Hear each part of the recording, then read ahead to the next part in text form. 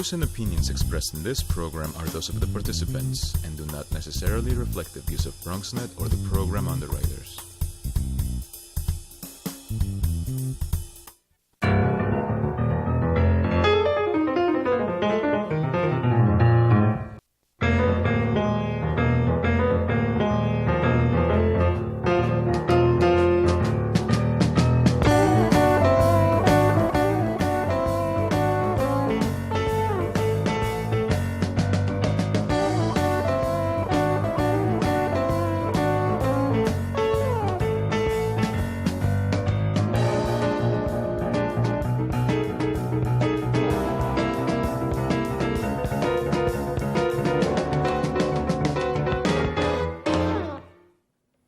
Good evening and welcome to Bronx Talk.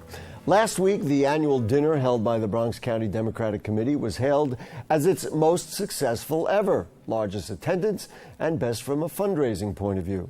Tonight, we'll talk with the chairman of the Bronx Dems about the party and where it's at. We'll also talk with him and one of his state assembly colleagues about the legislative season just passed, including specifics on housing laws and rent regulations, mayoral control of schools, and other considerations that are important to us here in the Bronx. The phones are open and you are welcome to join the conversation. You can call in at 718-960-7621. You can also email questions or comments to us at bronxtalk@bronxnet.org or on the Bronx Talk Facebook page. You put them there and we'll read them on the air during a future edition of our program. For the here and now, the recently elected chair of the Bronx County Democratic Committee and assemblyman from the Bronx's 85th District, it is Chairman and Assemblyman Marcos Crespo. Good evening, sir. Good to see you here. Do you like to be called chairman or assemblyman or either? Assemblyman. Or Marcos? No, I actually prefer Assemblyman. Assemblyman? All right, we'll use that the rest of the night. And then also from the 86th Assembly District, Victor Pichardo. Thank you, sir, for joining us. Always a pleasure, Gary. Well, let's start with the chairman, Assemblyman Crespo. I guess congratulations are due. What do you think contributed to making it such a successful event, and why do you think it worked out so well? Gary, the Bronx is so well positioned right now with all of those successes that we've had of late, legislatively in terms of the quality and leadership of the men and women who make up our delegation, both city council, state, but also I got to tell you, just a lot of things have worked for us. Number one, Carl Hastie becoming the Speaker of the New York State Assembly is a game changer for our communities, for our borough, in terms of his ability to now make sure that our priorities are at the highest, represented at the highest level of discussions at the state level in terms of resources, understanding what truly impacts the Bronx, and then his relationship to our delegation and to the members. The Bronx Borough President and the success he's had in the borough, there isn't an elected official in the city or the state that doesn't want to tie himself or herself to the success of the Bronx in one way or another. I think the Borough President has, done so many great things and accomplished so many great things. People want to be a part of this renaissance, this story, this new Bronx. And so, it all came together. I would even say that the mayor and the governor's fight sort of worked out in our favor because it was an opportunity where they couldn't avoid one another, and I'm glad to have hosted them together. Well, they were maneuvered around, so it wasn't like they were in the exact same room. What will be the difference between the party that you are the chair of as opposed to what your predecessors, Carl Hastie and Jose Rivera, I'll tell you what, put together? I've learned from both of them. I started in politics and remember both as an intern working in Albany, watching Jose do what he did, and being the chairman, and then also being so close to Ruben and Carl Hastie, and watching that transition happen, and then having to serve under Carl Hastie as our county leader. And so I learned from both of them. I think I've absorbed some of the best of what they had to offer. And I don't know if I can't tell you that there's a difference. I'll tell you my approach. My approach is simply to, number one, always celebrate the unity and the cohesiveness that we have as members to make sure that we continue to work that way. In the past, I think the elected officials and the leadership fought each other instead of focusing on the collective issues that impact all Bronxites, no matter what neighborhood you're in. And that's something that's important to us now. The second one is we're very policy-oriented. I want to make sure that all of us stay on top of all of the issues and work cohesively to ensure that nothing happens in the city of state that's going to impact the borough of the Bronx, and that we get caught off guard, not prepared to deal with those issues. And then be more proactive as an organization. You know, we've seen what apathy and low voter turnouts have done to our communities. We want to reach every voter out there, whether they are prime voters or those that are registered or not coming out. We want to figure out what is it that has maybe led some folks to not be so trustful of the process, and we want to make sure we turn them around, make them active voters, and get more participation. I suppose it's easier for you to say at this point that you want to be policy-oriented because you haven't had a lot of elections. Next year is going to be quite an election year. We know that. But this notion of inclusiveness, this notion of saying, well, you know, watch how the process plays out and how we handle those things. Let's just say that an incumbent has a challenger who's a good Democrat, who's somebody who's been loyal to basic democratic principles. The county organization has always supported the incumbent. This is a party that supported Pedro Espada, Efrain Gonzalez, Larry Seabrook, Eric Stevenson, Gloria Davis, all of whom, you know, turned out to not be that good.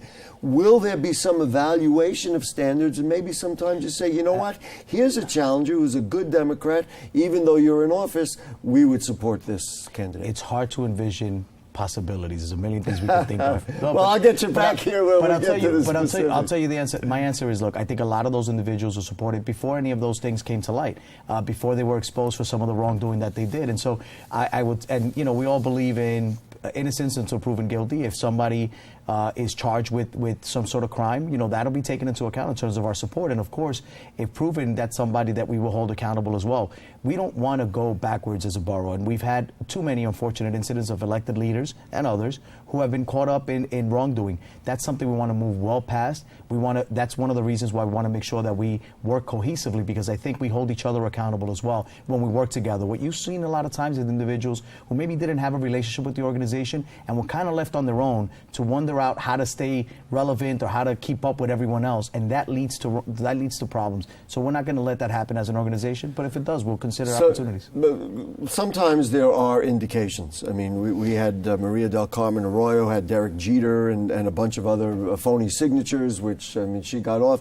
Even if legally she couldn't be supported, and I'm not asking you necessarily to comment on her right now, but on that sort of thing, isn't that an indication that, you know what, this is an election practice that we wouldn't want to be part of, and if you can't run properly, we don't support that? I'll tell you what, that is extremely important to us, and as an organization, it's something we want to do better with, making sure that each of our members have the support they need, technical and other, to make sure that they can do what they have to do, get the support they need out in the community, and count on their volunteers and others to come back and make sure that they are doing things the right way. But understand something, a lot of times when we are counting on somebody to work for you, you know, in elections, you can't just hire a staff to go do that. People have to volunteer to go out and get signatures. You can't pay someone to do that. And so what happens is, if you're entrusting folks who just come up to you and say, I want to be helpful, they come back with bad work product. It's hard to catch that sometimes, and you're desperate to put together a certain number of signatures, so things happen. What I'm saying is there is a difference, but yes, we are going to be much stricter as an organization to make sure that the message is clear that we will not tolerate wrongdoing, whether it's purposeful, even if something is accidental, we have to get a good explanation as to what happened, because we want to make sure that every Bronxite, every Democrat understands that we're doing things the right way, and we want to be held accountable.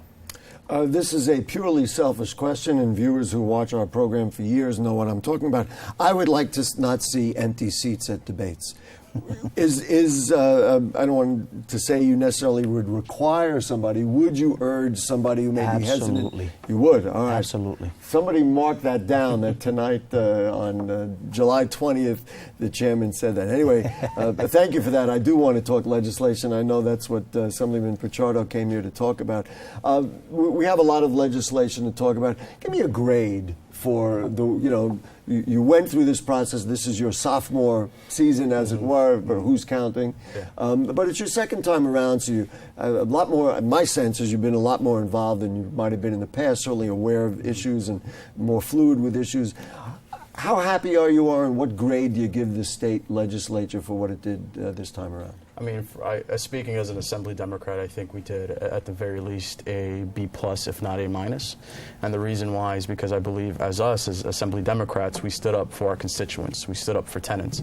We stood up for the people of the state of New York, and we were able to at least beat back a lot of the interests that the other house wanted to present, especially on the issues of rent regulation. And we're able to move the needle at least a little bit more towards favorability towards tenants, and encapsulating and codifying certain protections, moving the vacancy decontrol numbers up a little bit. And I think that for us as in the Assembly, and considering everything that happened since January to about February when the Speaker became the Speaker, I think the Speaker did a masterful job coming in the middle of a strong playoff game and quarterbacking our team into a pretty strong and solid victory. Your colleague mentioned Carl Hastie and what he did as Speaker, and I will tell viewers he spoke to me directly, and he's still trying to get a date to come in here and come back to Bronxtalk. He is a member. I'll encourage you. Yes, please do. That's right. Please do. What specifically did he do that made your colleague and you say, you know what, this was a leader that was helpful to the borough of the Bronx? I think, Carl, it's sort of a new day in the Assembly. I think, he's really made it a point to be more inclusive, especially to the more younger members, myself included. I was appointed to become the chair of the subcommittee on intergenerational care in the State Assembly as a sophomore. That's kind of unheard of. And a lot of my colleagues who are freshmen and sophomores have been appointed to senior positions, like being part of the steering committee, which dictates which legislations that we discuss and talk about within the conference to see whether or not this is something that we should move forward on the floor, and just being a part of the process. I mean, I can only speak for 1 year in my freshman year, and comparing it to my sophomore year, it's markedly different. But you can say, well, for me, I've at least absorbed a little bit more about the process, and I'm a little bit more familiar. But to be honest, I think it's been an interesting transition, and I think it's a transition for the better for the Assembly as a whole. Let's talk about rent regulations. We talked before the show. You said you, I don't want to say consumed by it in your office, but you find it's a large part of your time is spent working with tenants on housing issues. Rent regulations were extended for 4 years. Many felt it cut tenants short. Your thoughts on that? Well, first of all, you have to understand the dynamics of what was happening in the state legislature. We have an upper chamber that's controlled by upstate interests. And what I find particularly interesting about this is that they ran a campaign in upstate New York basically saying that we don't want New York City to dictate what happens to the rest of the state. And lo and behold, they wanted to force their hand to say how the state of New York regulates rents in the city. And for what I can say is for what the Speaker was able to help negotiate and deliver, we pushed the needle a little bit towards fairness to the tenants. For the environment and everything, all things considered, I think that the Speaker did a pretty good job, and I was proud to support this legislation because, one, I had a lot of calls come into my office, especially right around the time rent regulations expired, and I had a lot of scared tenants, fearful that they were going to lose their homes. And at the very least, we were able to extend and renew these laws and strengthen them to a degree where we can fight another day. And to be honest, that's a victory in itself. Media reported pretty directly that of the 3 men in the room, we should have had 2 Democrats and 1 Republican, but many people felt that the governor really partnered with the Senate Republicans, even more so than being a traditional sort of Democrat. Did you feel that way? Well, I think what I can really say, and I can speak to... And he knows I'm going to ask him that question.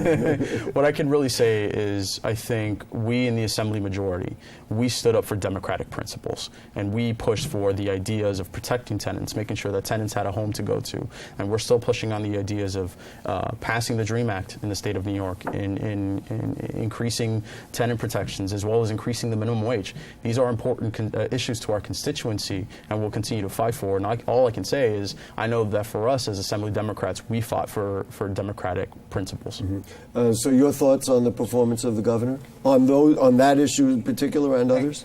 I agree with Victor. I got to tell you something. It's easy as a constituent and even as a legislator, as a Democrat, I would want the governor to be able to do what he did with gay marriage, to be able to do what he did with the SAFE Act, and force the Senate into a corner.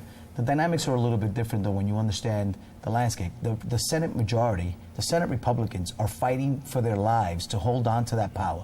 This was a cycle that wasn't dictated by what was in the best interest of the constitution. This is all based on how do we keep our majority going into the next election cycle? You got a presidential election coming up where you expect that, you know, the Hillary turnout will help Democrats. I have to just interject. Sounds to me like you're about to say that the governor did help them do that, though.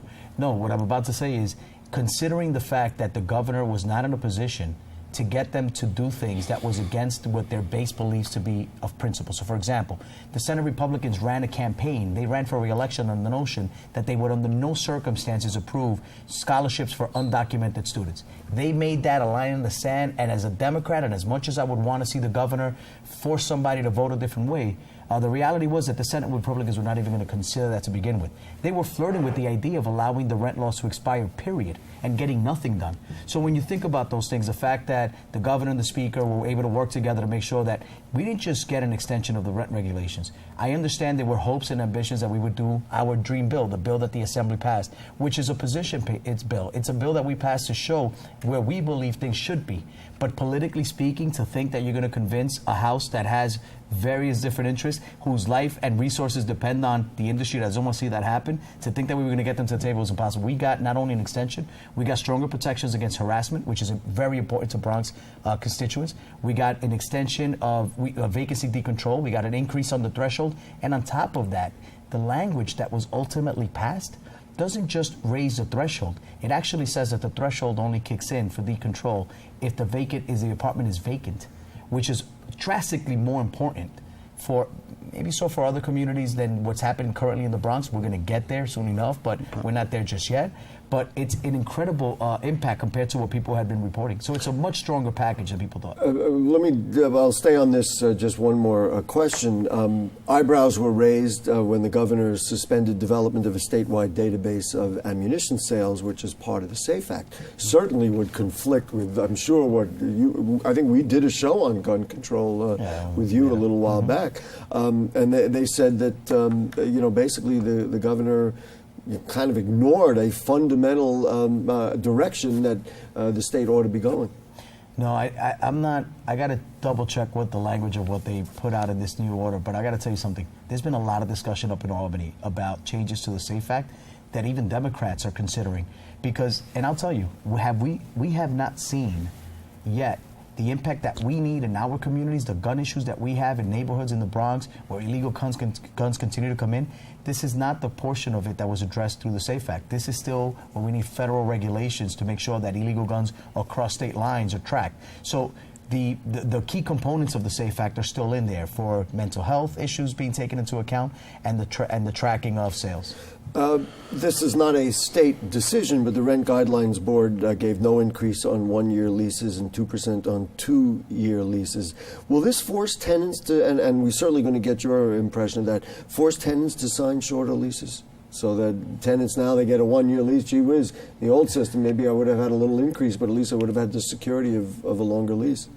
I don't think so. I think a lot of folks, those that go for the two-year leases, do so because they just want the security of knowing what to expect for the next 2 years. Your thought on that? And I agree with the Assemblyman. Each individual circumstance is unique, and each family has to decide whether or not they sign a 1 or 2 year lease. But sort of the bigger picture right here is that the Rent Guidelines Board is actually considering a rent freeze in any capacity, in any form. In the last 46 years of history, it wasn't even considered. It was how much are we going to raise the rent? And at least having that conversation is incredibly vital to our constituents and mine as well, because in my district, I have about 29,140 units of rent-regulated apartments, and that's a lot of families that those units house. We did, you weren't there, but I was out in the field, and Assemblyman Crespo was one of the participants. We did a kind of a panel discussion with the real estate industry in the Bronx, and their concern was straight and simple, and they felt very directly that the Assembly hung them out to dry, in essence, on some of these issues. Won't we need, and I mean we in the Bronx need the cooperation and support of the real estate industry in order to do all these wonderful things that the borough president is being congratulated for?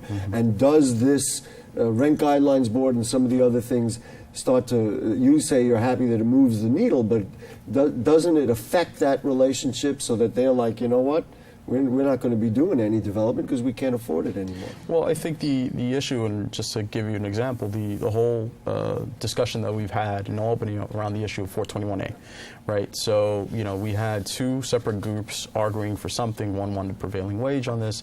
The other one said that the fact that if we were to include this in some way, shape, or form, that it would stop development in the city of New York as we know it. To be honest, no one needs to be spurred on to develop in the city of New York. The city of New York. Well, is it affordable? Is that balance sheet able to be balanced? Well, I'm not a real estate expert, but what I can say is what we were able to pass, or at least put forward, is a much more fair, much more balanced approach. What we said is that all the players and all the stakeholders need to get into a room, figure out some sort of agreement among the parties, and then we can move forward on a legislation that's fair, that can do the development in a way that it's cost effective, but also hit the goal of developing affordable housing and paying a wage that is fair to the folks who work on those contracts. Before we run out of time, I know you're proud of this legislation. I want to give you a chance to talk about the anti-secondhand smoke legislation that you were behind and partnered with our Senator Gustavo Rivera. So the floor is yours. Tell us all about it. I think it's a good thing, I have to tell you. What the bill basically does is that it bans smoking 100 feet within entrances and exits of after-school programs as they're going on. Any smoking? Any smoking. Well, not any smoking. It doesn't include e-cigarettes. The jury is... I meant any, somebody just can't sit there and light up a cigarette and... Consuming tobacco products. Wow. Right? So right near a school? Right within 100 feet. And the fact is, one of the problems that we have in our borough and on our county is that we have one of the highest asthma rates in the entire state. And anything that we can do to make sure that our children grow up in a safer, a much more clean, a much more wholesome environment only improves our chances for the future. And I think that what this bill does this, and I think that it cleans the environment, helps reduce asthma rates, and also gives children an opportunity and an environment to grow and be healthy and happy.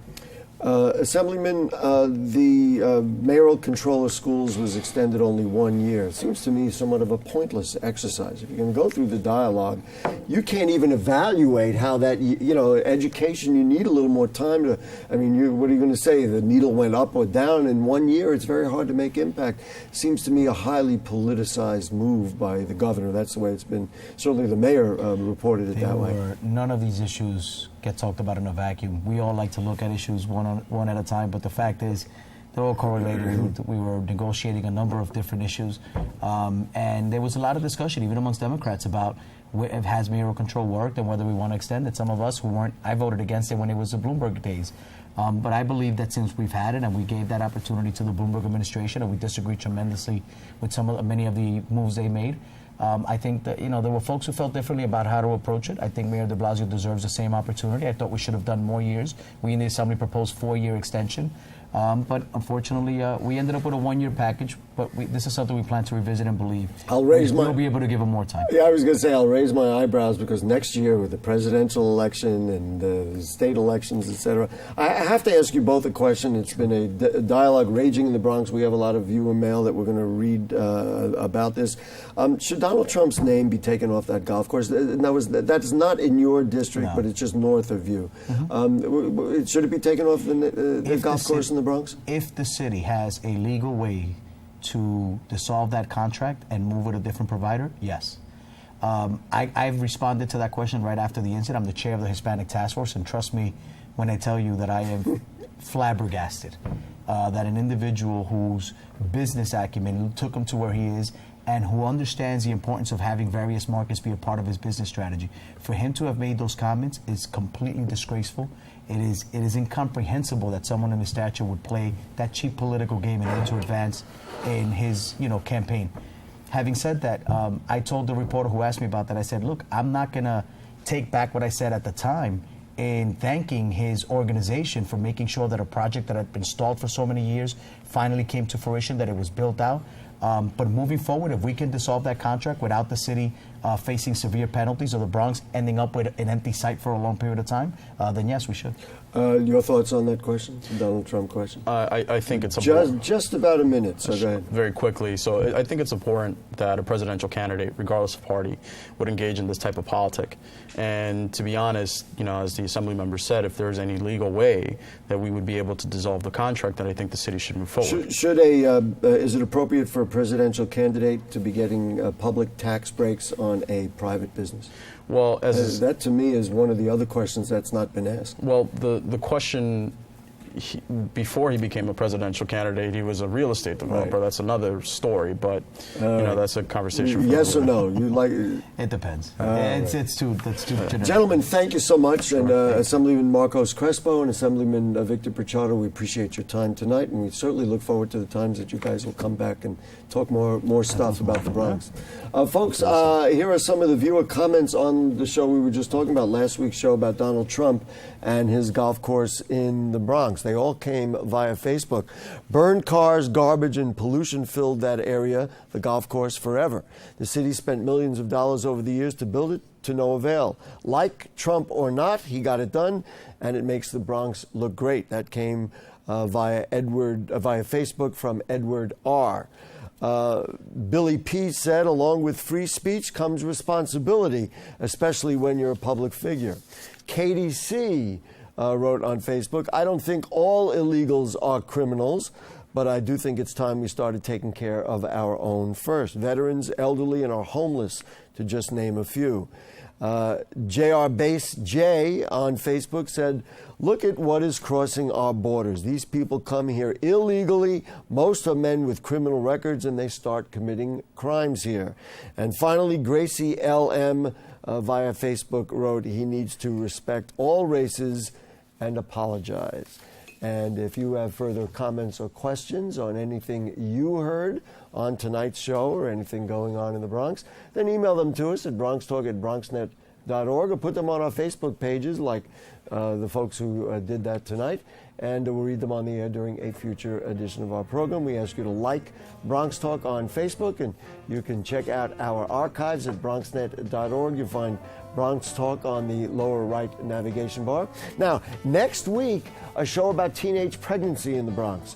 And then the week after, on August 3rd, we will go in depth about the New York restoration projects designed for the South Bronx and Harlem River waterfront. So a lot to do, and there'll be more in the coming weeks. Thanks to producer Dalia Gonzalez, director Shirley Arrieta, to Helen, Bianca, to Clyde, and the cast of thousands, and to you.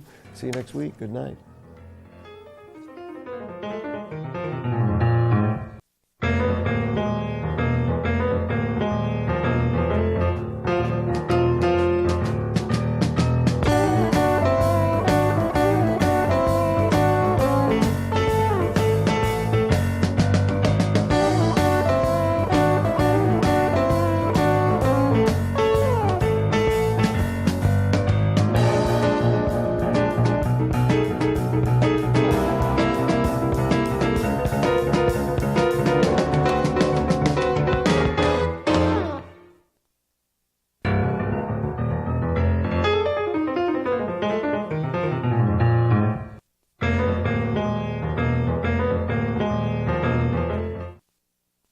I grew up in the housing projects of Cleveland. I didn't even know that life could be any better than it was. Education for me has been a way to get away from the agony of what was normal life. I want to be able to impact the community, not just look back on where I came from, but to reach back to where I came from and pull some people up with me. My name is David, and I am your dividend.